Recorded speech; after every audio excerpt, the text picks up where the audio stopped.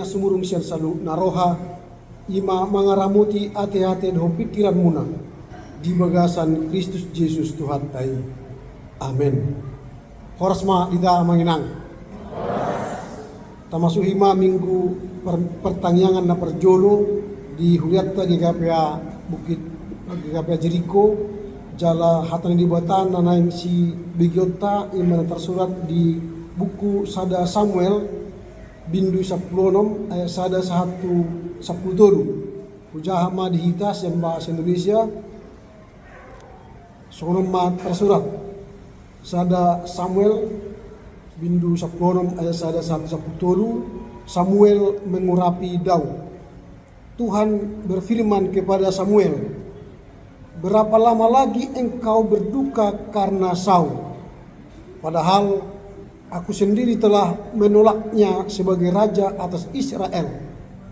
Isilah tabung tandukmu dengan minyak dan pergilah. Aku mengutus kamu kepada Isai orang Betlehem, sebab aku telah memilih dari antara anak-anaknya seorang raja bagiku.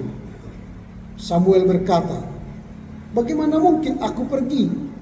Jika Saul mendengar, ia akan membunuhku.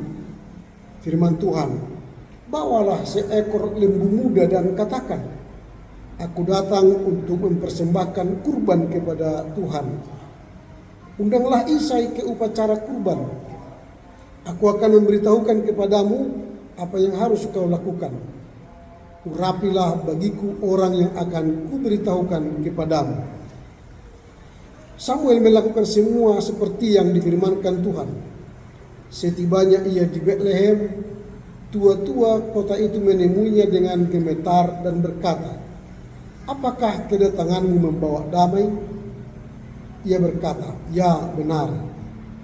Aku datang untuk mempersembahkan kurban kepada Tuhan. Kuduskanlah dirimu dan datanglah bersamaku ke upacara kurban. Kemudian ia menguduskan Isai dan anak-anaknya lelaki dan mengundang mereka ke upacara kurban.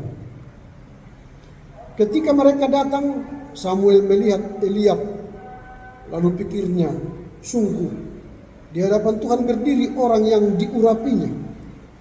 Tetapi Tuhan berfirman kepada Samuel, jangan pandang rupanya atau perawakannya yang tinggi, sebab aku telah menolaknya. Bukan seperti yang dilihat manusia, sebab manusia melihat apa yang di depan mata, tetapi Tuhan melihat hati. Lalu Isai memanggil Abinadab dan menyuruhnya lewat di hadapan Samuel. Tapi Samuel berkata, orang ini pun tidak dipilih Tuhan. Kemudian Isai menyuruh Sama lewat. Tetapi Samuel berkata, orang ini pun tidak dipilih Tuhan. Demikianlah Isai menyuruh ketujuh anaknya lewat di hadapan Samuel. Tetapi Samuel berkata kepada Isai, semuanya ini tidak dipilih Tuhan. Lalu Samuel berkata kepada Isai, inikah anakmu semuanya? Jawab Isai, masih ada yang bungsu, tetapi sedang menggembalakan kambing domba. Kata Samuel kepada Isai, suruhlah orang menjemput dia, sebab kita tidak akan duduk makan sebelum ia datang ke sini. Kemudian Isai menyuruh orang untuk menjemput dia. Pipinya kemerah-merahan, matanya indah dan tampan kelihatannya. Lalu Tuhan berfirman, bangkitlah, urapilah dia, sebab inilah dia. Samuel mengambil tabung tanduk yang berisi minyak itu dan mengurapi Daud di antara saudara-saudaranya. Sejak hari itu dan seterusnya, Roh Tuhan menguasai Daud. Lalu berangkatlah Samuel menuju Rama. Demikian firman Tuhan. Menarik kalau kita mendengar tadi bacaan bagaimana Tuhan mengangkat mengurapi Daud menjadi raja. Dalam memasuki minggu letare, minggu depan, Tema yang akan kita bahas ialah hidup sebagai anak terang. Biasanya dalam minggu Passion, masa-masa Prapaskah, yang kita bicarakan ialah berkorban, berpuasa, bertobat, menderita, pembahasan penderitaan kehidupan anak manusia, Yesus. Tapi di tengah masa Prapaskah ini, minggu Passion ini, kita bicara soal letare. Letare, bersukacitalah karena Tuhan melihat hati. Jadi ada oase di mana kita tidak hanya berkorban, bertobat, lalu berpuasa, tapi ada kesempatan bagi kita berletare, bersukacita. Mengapa kita bersukacita? Karena mata Tuhan melihat hati, bukan melihat penampilan lahiriah.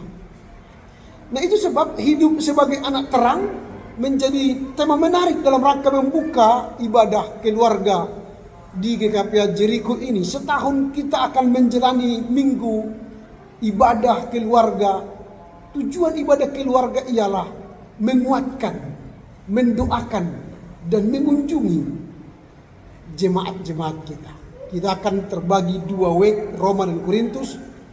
Mari berpacu untuk saling menguatkan, mendoakan. Jadi kalau kita mengunjungi rumah orang, kita pun dikunjungi orang, itu akan terjadi saling mengenal, menguatkan satu dengan yang sama. Jadi menjadi anak terang selama tahun 2026 dalam ibadah keluarga akan menjadi tema yang menarik membuka ibadah ini. Mengapa? Nah, kita melihat bagaimana Saul menjadi raja pertama yang begitu ditolak oleh Tuhan. Tidak sesuai dengan hati Tuhan. Karena sikap tindakannya yang melawan kehendak Tuhan. Terkadang roh Tuhan undur daripadanya karena sikapnya yang melawan Tuhan. Lalu Tuhan sebenarnya sudah menolak. Dan pada ayat 1 Samuel berduka. Samuel tidak punya semangat.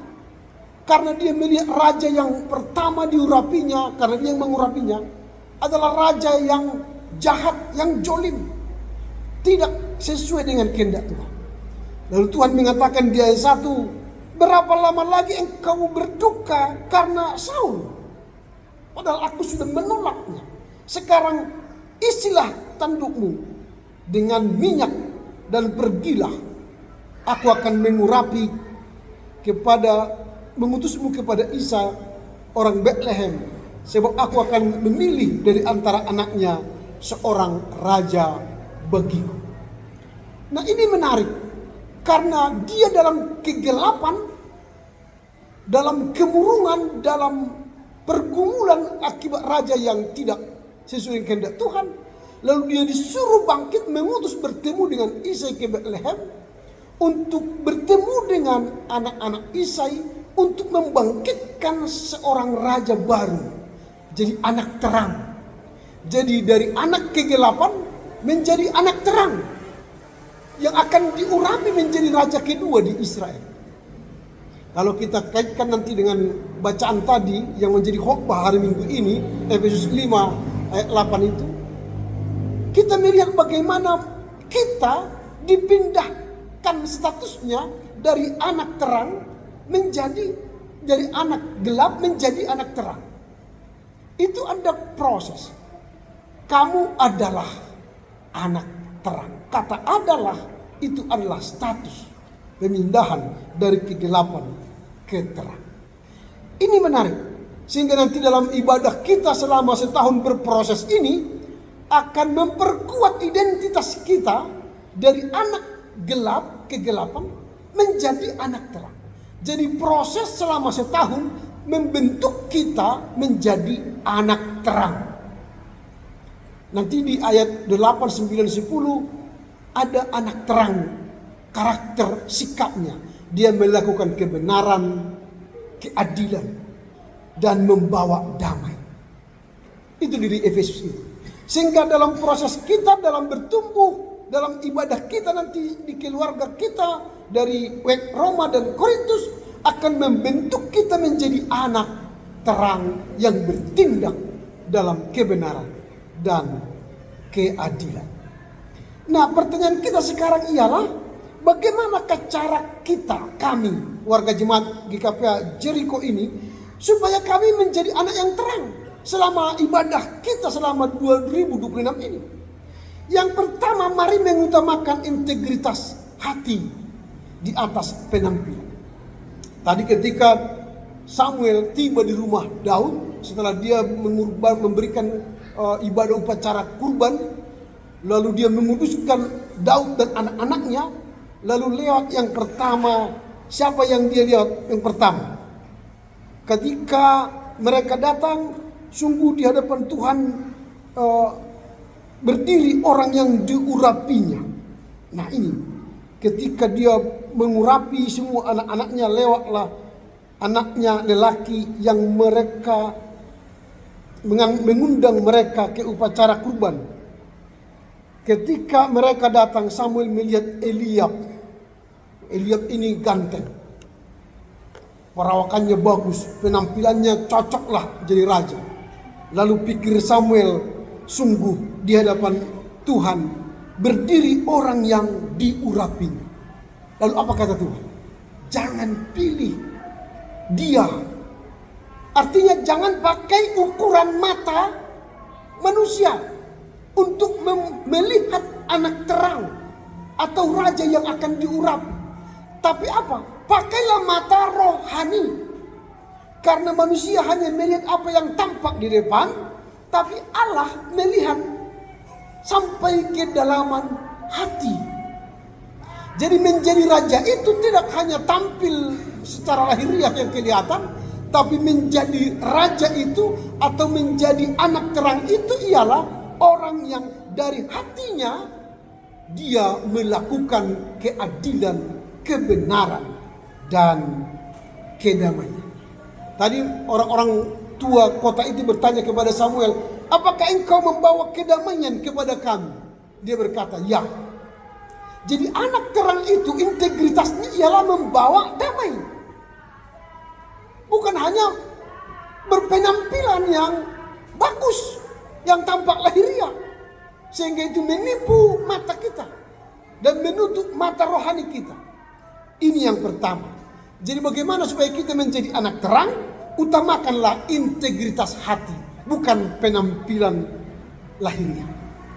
Jadi integritas hati ialah perkataan kita, perbuatan kita sejalan. Jadi jangan lain di bibir, lain di hati, lain di tindakan, lain di perkataan. Harusnya integritas ialah sama kata dan tindakan. Itu yang dilihat Tuhan. Apakah ketika kita di gereja memuji Tuhan sama kegiatan kita di rumah, di pekerjaan, di kantor, usaha kita melakukan kehendak Tuhan? Ada banyak orang kan di gereja alim, tapi di luar gereja jadi maling, itu kan? Jadi nggak sejalan antara ibadah dan tindakan, salah. Jadi ini yang pertama. Bagaimana kita menjadi anak terang? Harus punya integritas dari hati. Ibadah kita secara seremonial di gereja harus sama dengan tindakan kita secara praktika di rumah, di masyarakat, dan dimanapun kita berada. Itu yang pertama. Yang kedua, berani melangkah maju dari kegagalan masa lalu. Samuel berhenti pada masa kegagalan masa lalu. Raja yang tidak baik, raja yang jahat. Lalu dia berhenti di sini. Lalu Tuhan mengatakan, jika engkau menjadi anak terang, jangan berhenti pada masa lalumu, tapi berjalanlah ke masa depan supaya engkau bisa menjadi anak terang. Sama seperti kalau kita naik kendaraan sepeda motor atau mobil, ada 2 kaca spion di sepeda motor, bukan? Ada 3 di mobil, ada di tengah, melihat ke belakang. Kalau kita berjalan naik motor, kita lihat kiri kanan, memastikan perjalanan kita ke masa depan, supaya jangan membahayakan diri dan orang lain. Kita melihat kaca spion kiri kanan dan di tengah mobil misalnya, supaya kita memastikan masa depan yang penuh harapan jauh lebih baik daripada masa lalu. Kalau kita berhenti pada masa lalu, kita melihat kaca spion terus, maka apa yang terjadi? Kita menabrak orang di depan kita. Jadi jangan berhenti pada masa lalu, tetapi lihatlah masa depan yang penuh harapan. Jika pernah kita gagal sebagai ayah, sebagai istri, gagal sebagai anak, gagal sebagai jemaat, gagal sebagai penentu sintua, gagal sebagai pendeta, jangan berhenti di situ. Lihatlah masa depan yang penuh harapan. Jangan misalnya 2025, Tuhan, saya aurot pertanyaan 2025 salpu. Au pemalas mau 2026, jangan berhenti di situ. Ikor ringgas mau 2026. Berarti ada masa depan menjadi anak terang yang mengubah tindakan kita. Itulah yang kita kerjakan selama pertanyaan 2026. Jangan berhenti pada kegagalan, tapi lihatlah ada peluang memperbaiki diri dalam ibadah-ibadah yang akan kita jalani. Itu yang kedua. Yang ketiga, menjaga kekudusan hidup. Makanya tadi Samuel ketika sebelum dia memilih, dia melakukan korban, menyembah Tuhan, menguduskan Isai dan anak-anaknya. Karena hanya orang yang kuduslah yang bisa mengubah dirinya menjadi anak terang. Apa definisi kekudusan atau orang kudus? Orang berkata orang kudus itu ialah orang yang rajin berdoa, membaca Alkitab, dan sering ke gereja, sering pertanyaan. Salah satu. Tapi definisi orang kudus ialah orang yang sadar dirinya berdosa dan mengaku dosanya, itulah orang kudus. Saya ulangi, orang yang menyadari dirinya berdosa dan mengaku dosanya di hadapan Tuhan, itulah orang kudus. Itu sebab setiap ibadah, jong-jong mahita, tauku ma dosata, dia dopan di debata. Tauku, setelah itu kita menjadi orang kudus. Itu makanya au persaya, au persia di debata anak di Yesus Kristus doton di purbadia. Sada huriana badia. Ketika kita mengaku dosa kita, maka kita menjadi orang kudus. Persekutuan orang kudus. Maka setiap ibadah kita menjadi orang kudus. Karena apa? Kita mengaku dosa-dosa kita, maka kita orang kudus. Baru di mana lagi kita ketika menjadi orang kudus? Ketika kita berdoa, Ali debata sesama dosa nami negudani. Saat itu kita sudah menjadi orang kudus. Jadi jangan kita identikkan orang kudus itu ialah orang yang berpakaian rapi, pakai jas, pakai dasi, pergi ke gereja, beribadah, itulah orang kudus. Termasuk.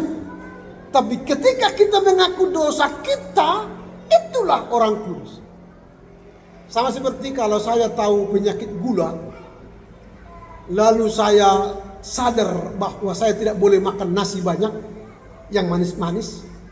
Saya sadar tidak boleh lagi minum kopi pakai gula, teh manis pakai gula. Maka saya sadar supaya apa? Saya tidak kena penyakit gula. Tapi kalau tidak sadar, atau mati-mati banget kau minum kan, dibeb sa gudung-gudung no, diminum kopi sa bokor, diminum teh manis sa bokor, masuk rumah sakit dimulai pertanyaan. Jangan begitu. Ya dosa ini pertanyaan mah di sana ulang tahun na tua-tua 75 tahun. Marjamida masa depan dia kan harus kita menjaga kesehatan, kita penyakit gula jangan banyak makan gitu. Amin. Ilopa mahasaloman di rohana, masak Manado, rica-rica, dia orang Manado. Dimakannya lah, dibal-bal nama ibadah, disaktak magu. Mulai sepertanyaan set ulang tahun ini, nggak masuk rumah sakit Perdita X ini. Alanya apa? Gudakku menghalang. Rica-rica. Jadi kita kalau sadar punya penyakit, sadarlah jangan memakan yang antinya. Begitu. Kalau kita orang berdosa, sadarlah mengaku kita berdosa. Itulah anak terang. Dia sadar punya keterbatasan, maka butuh kekudusan. Karena ketika kita mengaku dosa, dia yang setia akan menghapus dosa kita. 1 Petrus 2 ayat 9. 1 Petrus 1 ayat 9. Itu yang ketiga. Yang keempat, setia dalam perkara kecil dan tersembunyi.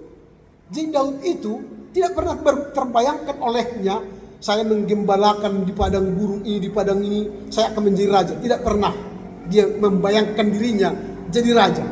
Tapi abang-abangnya di istana tinggal dan berharap jadi raja. Tapi tidak dipilih oleh Tuhan. Mengapa? Karena mereka belum terlatih menjadi seorang gembala, seorang pemimpin, seorang yang merawat yang luka-luka. Tapi Daud telah menjadi contoh teladan. Dia mengabdikan dirinya, melihat domba-domba, merawat domba-domba, membawa makan, minum, menjaga dari kawanan serigala, harimau yang mencoba menghantam hidup mereka. Dia sudah terlatih. Dan itulah yang membuat dia diangkat, diurapi oleh Samuel. Pipinya merah. Itu artinya masih muda. Kalau dalam Alkitab memang tidak dikasih tahu berapa umurnya, tapi diasumsikan dia umur 40 tahun waktu itu. Masih muda. 40 tahun tidak sama dengan 40 tahun sekarang sama kita ya. 40 tahun pada zaman itu masih muda itu. Kalau sekarang istilahnya itu masih cencen lah ya, 17-an atau 18-an, masih merah mukanya. Itu berarti anak-anak remaja. Dia dipilih menjadi raja. Itu yang keempat, dia setia dalam perkara yang kecil. Nah sekarang apa yang akan kita lakukan selama pertanyaan kita 2026? Sehingga nanti pertanyaan kita baik Korintus dan Roma saling berlomba membawa kedamaian, membawa anak terang. Saya ini akan menjadi anak terang. Saya tidak mau berhenti pada anak kegelapan. Saya menjadi anak yang terang. Artinya bertindak sesuai kehendak Allah. Apa yang kita renungkan? Yang pertama, mari melepaskan kehidupan masa lalu, kegelapan. Tapi mari menyongsong kehidupan masa kini yang penuh harapan. Jadi hidup kita tidak pernah berhenti pada masa lalu. Tapi kita berharap hidupku akan lebih baik, lebih baik, lebih baik. Karena anak terang akan diberkati, dipulihkan, dan semakin diperbarui oleh Tuhan. Itu yang pertama. Yang kedua, mari pakai kacamata rohani, bukan kacamata duniawi. Jadi jangan tertipu dengan penampilan duniawi ini yang tampak oleh kasat mata. Tapi mari melihat secara rohani. Bagaimana kita menilai orang tidak hanya penampilan lahiriah, tapi dari penampilan batiniah. Maka itulah sebabnya kita datang mengunjungi rumah tangga supaya kita melihat bagaimana sebenarnya kehidupan teman-teman kita dalam kehidupan keseharian di rumah tangganya. Sehingga kita tidak salah menilai. Ada lagu kan? Jangan kau salah menilaiku, kan gitu kan? Kalau kau buka hatiku ini, dadaku ini, ada tertulis namamu, katanya kan? Kan itu nama-nama syair sebenarnya itu. Padahal gimana lah dia membuka hati kita ini, dibelah ya nanti jadi, kalau dibelah itu kan bypass. Dilihat pun sih nggak ada nama istrinya atau nama suaminya. Tapi yang jelas ada integritas tadi di hati kita yang terdalam adalah melayani Tuhan. Itu yang kedua. Yang ketiga, hati kita adalah ruang yang terbuka di hadapan Tuhan. Jadi tidak ada yang tersembunyi. Tuhan melihat kedalaman hati kita. Jadi terbuka. Molohita orang memerangi luar do, dakta boto dia tiada. Nama boto isini rohatai itu haja jodoh. Cuma ketika kita cerita, ketahuanlah isi hati kita. Nah itulah sebab pertanyaan keluarga itu mendengar curhat keluarga. Unang Holland Ro ada yang disise perjam, ikon disise do. Horas amang membawa kabar ta. Pikir teh anak kota di dia sekangan, si nomor 2 di dia, si nomor 3 di dia. Asa si pertanyaan di bawah tu mana nyakon guar-guarna. Unang do Holland pertanyaan, tu apa su perjawuan ninda. Ada yang kita ada isi berjabui. Jadi harap tu jabui mana anda berjabui secara mendalam. Ya on di dia nama. Yang gue Jakarta di Moloon, gue di Amerika di akan gitu. Bisa kita doakan. Satu di Jakarta Tuhan, satu di Amerika gitu. On daripada tanya yang umum, pasu-pasu makin luar kota Tuhan, anak kona nih pengertuan nih utawa minna. Dan mau isi warna. Jadi perlu datang isena ditunjuk si pertanyaan disukung gor-gor ni anak kona. Asabuha di sini mana kita boto isi ni rohai. alana di hui nama hampir 2 bulan nau di Batamon ahma tu doa na paling utama kesehatan doa haurasan mamangin dek hidi kan haurasan doa kesehatan sada bahasa Indonesia sada bahasa Batak isa jodoh umumna jangan dong nasib-nasib karena apa kita tidak mengenal lebih dalam tuan dan nyonya rumah. Nah ini penting kita terbuka hati kita ruang terbuka di hadapan Tuhan. Yang terakhir kedaulatan kasih karunia. Jadi kalaupun kita dilihat oleh Tuhan secara mata Tuhan tertuju kepada kita, letare tadi bersukacitalah karena apa? Mata Tuhan melihat kedalaman hati kita karena apa? Tuhan punya kedaulatannya sendiri menilai kita. Jadi manusia tidak bisa menghakimi sesamanya karena yang berhak menghakimi kita ialah Tuhan yang berdaulat. Jadi kita hanyalah menyerahkan hati kita, pikiran kita kepada Tuhan dan Tuhan yang menilai kita. Jika hadiran kita di pertanyaan nanti Roma dan Korintus, Tuhan yang menilai. Kalaupun kemarin tahun yang lalu ada dinilai yang terrajin ya dapat sembako gitu. Tahun ini mungkin nilainya tidak kerajinan misalnya. Tapi nanti mungkin ada tips yang dikasih oleh PHP. Bukan soal kedatangannya tiap minggu. Tapi soal bagaimana responnya dalam beribadah. Saya dong yang dibuka diskusi supaya mematangkan. Mau sarupa dong misalnya doh ibadah minggu songonon one way, gunana pertanyaan. Saya harus ikut dibuka doh diskusi, ruang diskusi untuk apa? Pendalaman iman. Manang masuk sesuai dengan doh tema dengan tema yang kita hadapi di masyarakat kita diskusikan itu jauh lebih menarik. Supaya apa? Iman kita bertumbuh dan semakin kuat. Tentu para pengkhotbah nanti akan siap membuka ruang diskusi untuk melihat bagaimana iman kita diproses menuju anak terang. Mari kita di jauh akka amanginang asa tarikoti masa tahun bulunon supaya kita mengalami dinamika perubahan dari anak gelap menjadi anak terang sehingga persekutuan kita memiliki persekutuan yang indah di mata Tuhan dan di mata jemaat. Di pasu-pasu Tuhan kita mengalapati hata anak sadarion asa gabe hidup sebagai anak terang dalam persekutuan kita baik di Roma dan Korintus sehingga semua membawa damai sejahtera bagi kita semuanya. Amin. Pertanyaan kita. Pinujima guarmu ale di bata nungalas itu rohanam di bornginon dipudai hatapkan asa boi hami berusaha memindahon status nami sian hagulapon tu hatiu di pudai hatam dohami unak tadi kami di hagulapon di pertok tangan dingul di kegagalan do di masa lalu alai kon hubuk kami do rohanami mamereng masa nembar pak kirimon na mangul raphut Tuhan gabe sanak na badia anak sinondang anak hatiu atau di pertanyaan nami sa taong mulunon diwek Roma dan Korintus tubuh madihami hauluon hasatiaw laho bersekutu marsaw marlagu dohot akadongan sa persyaw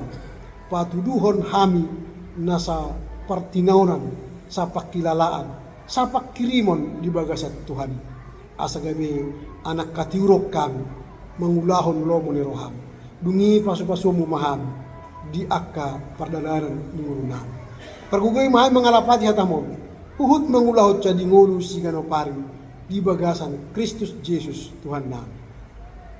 Amin.